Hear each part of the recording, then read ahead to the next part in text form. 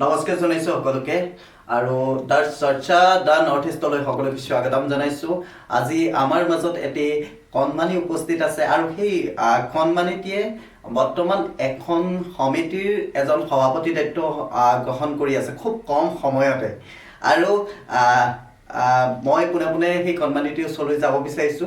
তোমাৰ নামটো কোৱা?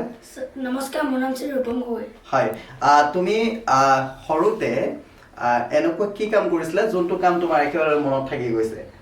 ছাৰ, মই আগতে সৰুতে বহুত দুষ্ট আছিলোঁ।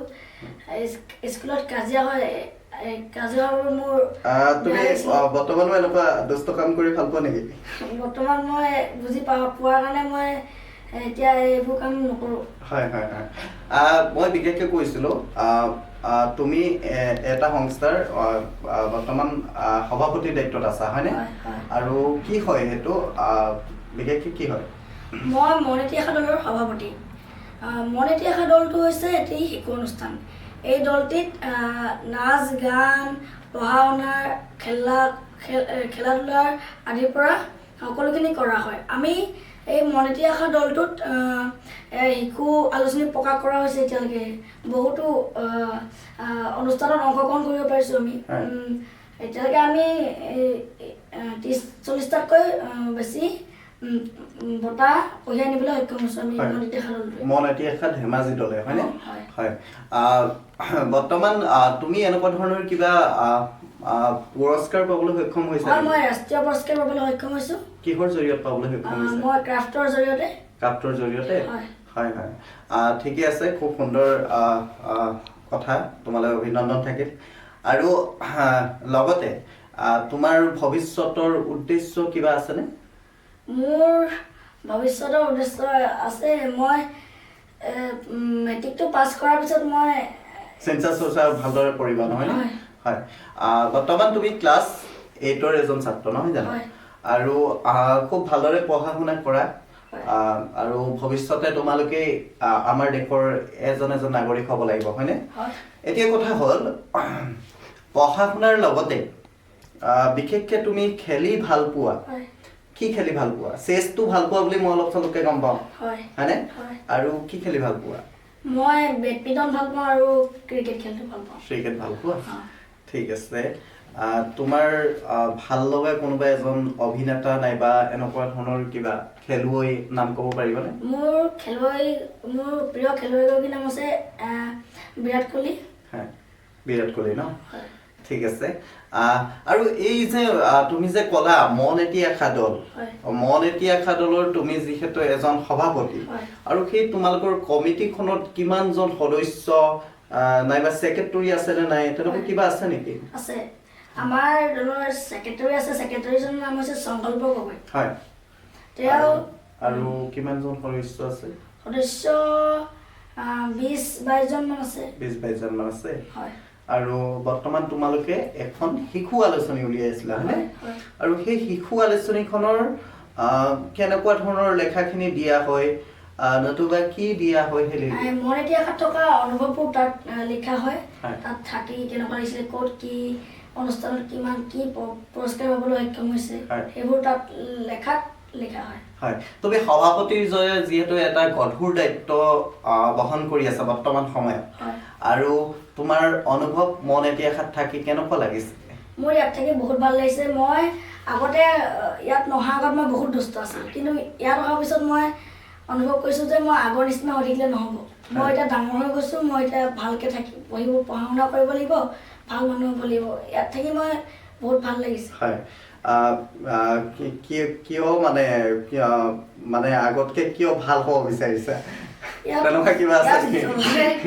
ভাল মানুহ লগ পাইছোঁ ছাৰ, আপুনিও ভাল, বাইদেউ ভাল, বন্ধু বান্ধৱীও ভাল, ভাল। ইয়াত পঢ়া শুনাৰ ক্ষেত্ৰত একো চব যোনবোৰ পাবলগীয়া থাকে চব পাওঁ। হয়। পঢ়া শুনা ভালদৰে কৰিছা? সকলোৰে সপোন থাকে, আৰু ঠিক তেনেদৰে বৰ্তমান সময়ত অসমৰ মুখ্যমন্ত্ৰী ডক্টৰ হিমন্ত বিশ্ব শৰ্মা, আৰু তেখেতক আমি বিশেষকৈ মামা বুলি কওঁ, হয়নে? শেষত তোমাক মই এইটোৱে সুধিব বিচাৰিম যে এটা সময়ত তুমি যদি মুখ্যমন্ত্ৰীৰ আসনখনত বহি অসমৰ দৃষ্টিকোণ যদি তুমি বিশেষভাৱে পৰ্যবেক্ষণ কৰিবলৈ যোৱা তেতিয়াহ'লে কিদৰে তুমি অসমখনক চাবা? হয়, মই মামাক বহুত ভাল পাওঁ। মামাৰ দৰেতো মই কেতিয়াও হয়তো আসনত বহিব পাৰিলেও মই কৰিব নোৱাৰোঁ। কিন্তু আমাৰ নিচিনা সৰু সৰু ল'ৰা ছোৱালীবোৰক মই যদি মুখ্যমন্ত্ৰী আসনত বহিব পাৰোঁ তেতিয়া মই তেখেতলোকক ভাল কৰিবলৈ চাম। মানে আজিকালি ল'ৰা ছোৱালীবোৰে মানে সৰুৰ পৰাই বেয়া বস্তু খাবলৈ ধৰিছে। মামাই কিন্তু ভাল কৰিবলৈ চাইছে, মই গম নাপাওঁ। হয় হয়, ঠিক আছে বাৰু। বহুত ডাঙৰ কথা তুমি উপস্থাপন কৰিছা। যিহেতু বৰ্তমান সময়ত আমি দেখা পাওঁ, বিশেষকৈ মই হ'লেও দেখা পাওঁ বিভিন্ন ঠাইত আমাৰ সৰুতে বিশেষকৈ ল'ৰা কিছুমানে নিচাযুক্ত দ্ৰব্যৰ প্ৰতি আসক্ত হৈছে, হয়নে? তুমি সেইটো ক'ব বিচাৰিছা? আৰু বিশেষকৈ হৈছে, নোহোৱাও নহয় বহুত জেগাত।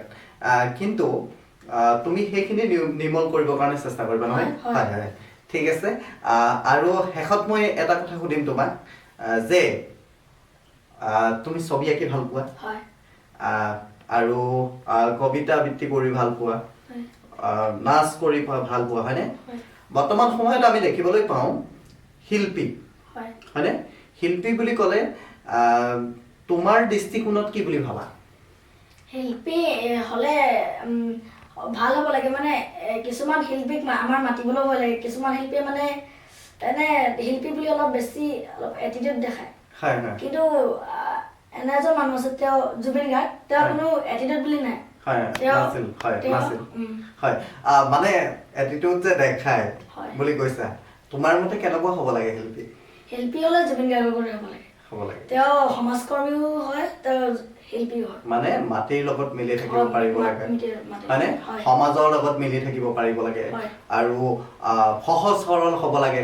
বিশেষকৈ এইখিনি ক'ব বিচাৰিছা নেকি?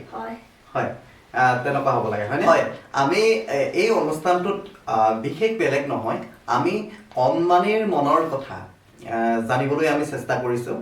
আৰু যোনসকল কণমানি আমাৰ এই অনুষ্ঠানটোত আহিব, তেখেতলোকৰ আমি বিশেষকৈ মনৰ কথাবিলাক জানিবলৈহে চেষ্টা কৰিম।